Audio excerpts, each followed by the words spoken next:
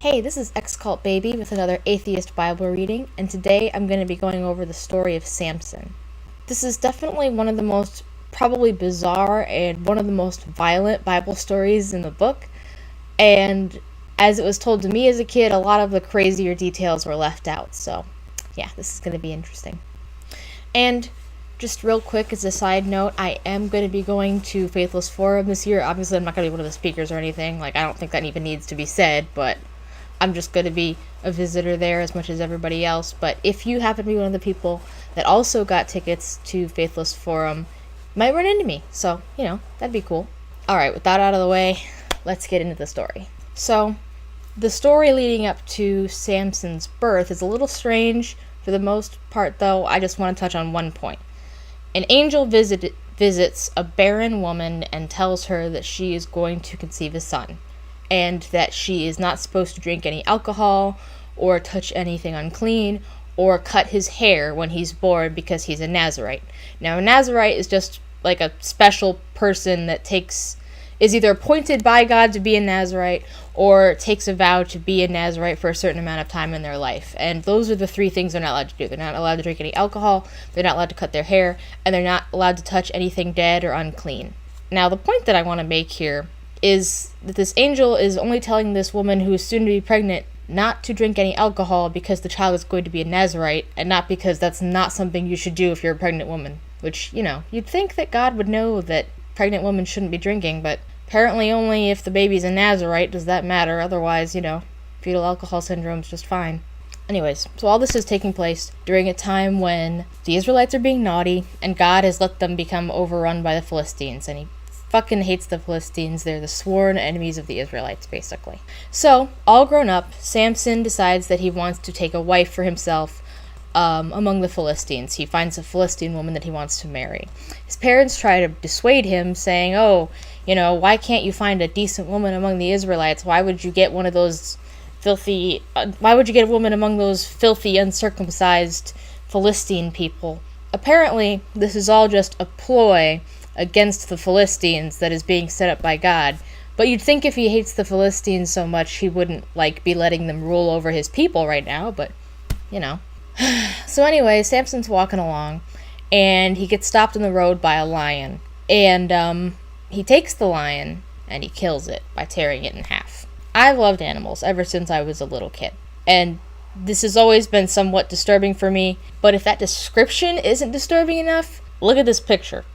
This picture is from my book of Bible stories. It's the book that I grew up with, and that is a picture of Samson about to tear this lion in half. And you can, a child with a fertile imagination can very easily, fill in what's about to happen and how gruesome that is. So, yeah, that's nice. But anyway, he looks at the lion carcass, and he notices that inside is a fully functional beehive, complete with live bees still inside of it. So he scoops some of the honey and licks it off his fingers like it's no big deal. And then he gives some of the honey to his parents, and he doesn't tell them where the honey is from. That's fucking disgusting. What the fuck? And also, if he's not allowed to touch anything unclean or dead, how does eating honey that he scraped off the inside of a lion carcass, how does that not count? So the Philistines have a banquet feast for the wedding, and they give Samson 30 groomsmen. And Samson's like, alright, you guys, if you can solve this riddle in the next 7 days, I'll give each of you guys some new, fresh duds. Now, I don't know if you've ever heard ancient riddles before, but half of them don't make sense because they're not based on universal experiences that just anybody would be able to figure out. So anyway, the riddle goes like this. Out of the eater came something sweet, and out of the strong came something to eat.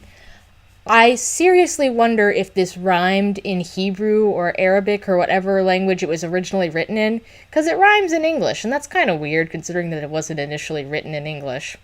But yeah, since nobody else knows about the lion that Samson has killed, obviously nobody is figuring out this riddle, and after 3 days they're getting really fed up. So they go to Samson's bride, and they tell her, hey, if you don't find out the answer to this riddle and tell us before the 7 days are up, we'll burn your father's fucking house down. So she goes to Samson and she's weeping and she's like, I can't believe you wouldn't tell me, your own wife, the answer to this dumb riddle. So on the 7th day, Samson tells her the answer to the riddle, and she goes and she tells the groomsmen the answer to the riddle, and they're like, oh yeah, the answer is honey that you scooped out of a lion carcass. Also, what the fuck? Then Samson calls his wife a cow because he's an asshole, and he storms off to kill 30 men because apparently he didn't have 30 garments to give away, which was what he was supposed to give them if they won the bet. So he goes and kills 30 guys and steals their clothes to make good on the bet.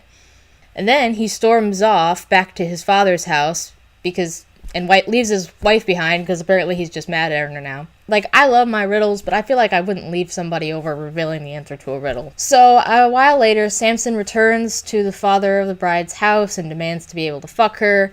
And the father's like, well, when you stormed off, I kind of assumed that you hated her. It's kind of what it seemed like.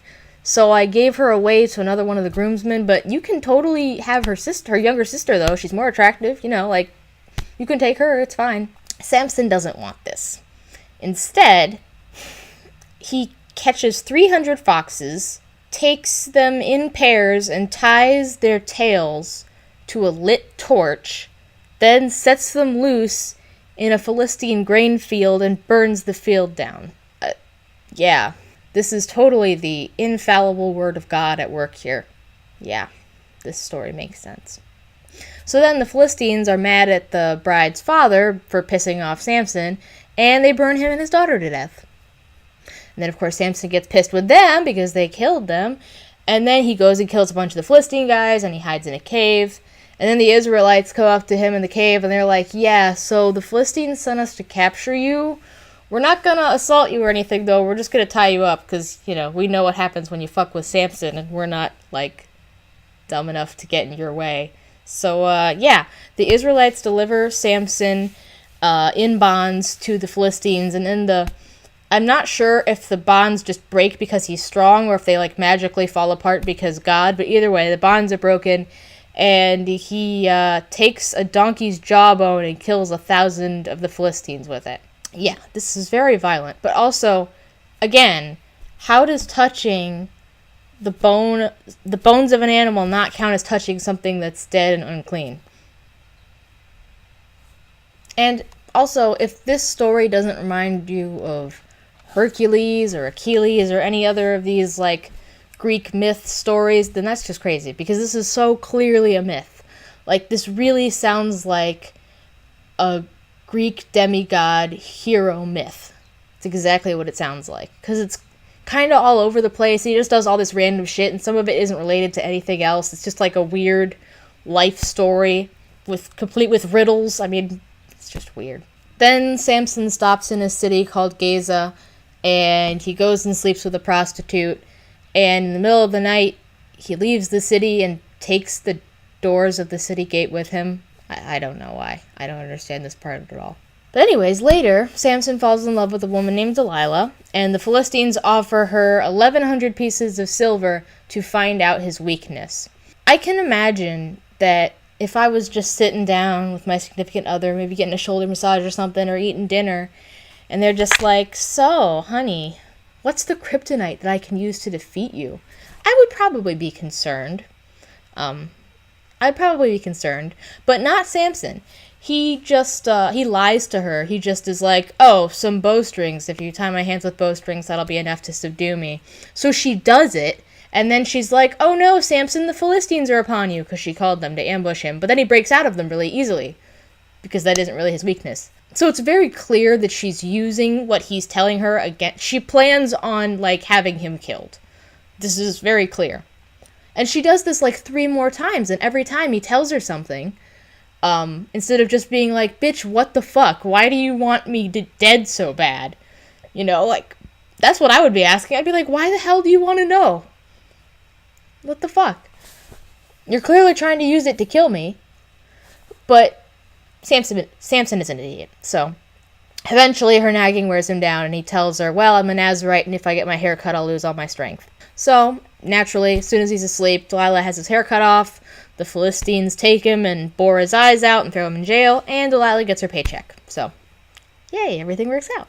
So, sometime later, Samson's been in prison for a while now. His hair has started to grow back, and the Philistines are having a party in celebration of one of their gods. So they bring Samson out as entertainment, I guess, and they set him between two pillars. And he asks the boy that they've like given to him to be like his seeing eyes, like, hey, set me up so I can have my hands on the pillars so I can lean against them. So then he prays to God to restore his strength so he can take revenge on the Philistines. And of course, God's all about revenge, so he's like, sure. And then he knocks the pillars down, and over 3,000 Philistines die, along with the little boy and Samson himself. The end. So yeah, I don't have a lot to say about the story. I think it speaks for itself. But as a bonus, here's a picture of me as a little kid dressed as Samson for a Bible-themed costume party. Cute, right? So cute how my parents thought this guy would be a good role model for me. Dude sleeps with a prostitute, tears a lion in half, ties a bunch of foxes to lit torches, kills 30 guys because he lost a bet, calls his wife a cow because she revealed a riddle, and, kills himself and thousands of other people. But it was all in the name of God. That just makes him a stand-up guy. Anyways, that's it for this video. If you enjoyed it, please give it a like, leave a comment, and most importantly, share it. I release new videos every Thursday, so subscribe and hit the bell icon if you want to be notified when those come out. And if you want to contact me or follow me on any other social media, links are in the description. My email is in the description, so, contact me, follow me, whatever. I am X-Cult Baby, reminding you to go free yourself. Thank you for watching.